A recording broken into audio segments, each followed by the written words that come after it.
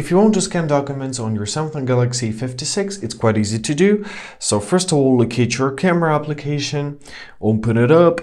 Now we're gonna tap on those four dots and tap on our gear icon. Now scroll down to your scan documents and text. Tap on this option. First of all, make sure that it's turned on, and also recommend you to turn on your auto scan. This will automatically capture documents and text without pressing the shutter button.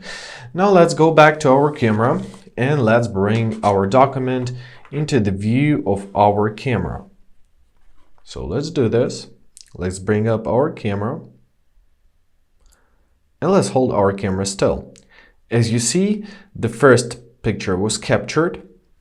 So you can either press scan or add to note or copy all. I'll press scan. There it is. You can rotate it, you can retake it, or you can press save. And the document is now saved.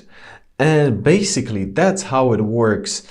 And I hope this video was helpful. Thank you so much for watching. Have a great day and please consider subscribing to our channel.